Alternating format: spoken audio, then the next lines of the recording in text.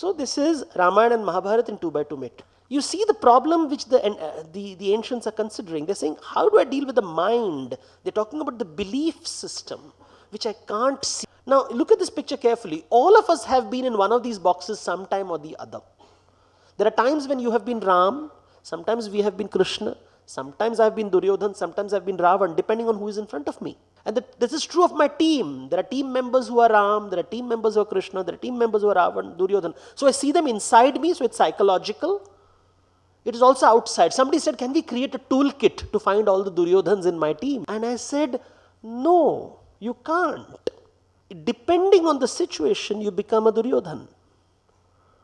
So the point for us, therefore, for those who don't, not comfortable with mythological figures, you can use these words. You have the compliant person, the rebel, the innovator, and the pretender.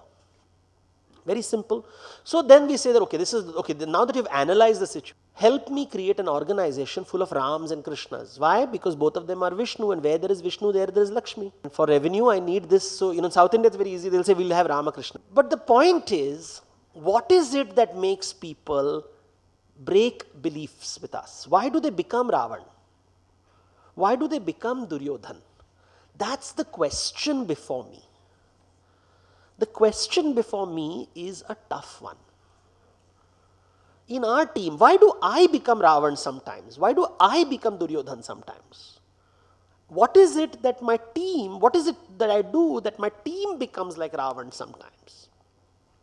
What is it that happens with my team that they become Duryodhans? How do I handle this? In India, there's a concept called Bij and Phal, seed and fruit. This is a fruit. What is the seed? What is the source? Where does it all start?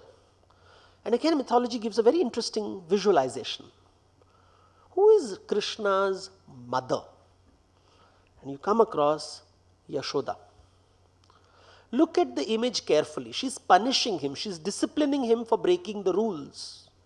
But there is a lot of emotion in that room.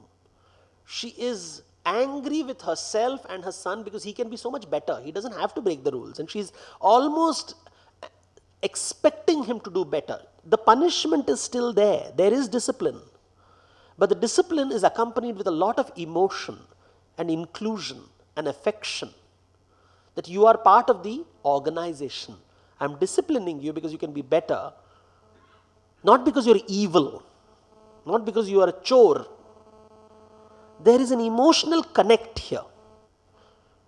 Now look at the very opposite. Who is Duryodhan's mother?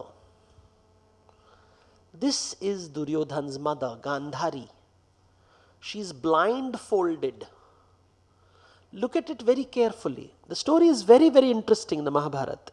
Here is a boy whose father is blind and whose mother is blindfolded. For whatever reason. There are noble reasons, we are told, but it's there. She's not an evil woman. She's a nice person. She's blindfolded herself. But look at the world from the child's point of view. Look at his truth. My father cannot see me. My mother will not see me. Nobody looks at me. I'm all alone. I'm lost. I'm invisible. Who will take care of me? And suddenly, you start feeling empathy for Duryodhan. This villain, this horrible man who disrobes Draupadi. Horrible, horrible man. But you go to his childhood and you suddenly look at him and said, oh God. Because the parent never saw him and the mother said, no, my principles are more important than looking at you. What does that do to a child? The story doesn't tell you anything, just puts these data points and says, you draw the column. You ask yourself what happens to your employees when they feel invisible. What happens to the factory workers who feel they are not cared for? What happens in those vast cube farms where everywhere there is CCTV watching them and the assumption is you are stealing constantly. You are being measured all the time in case you slip up.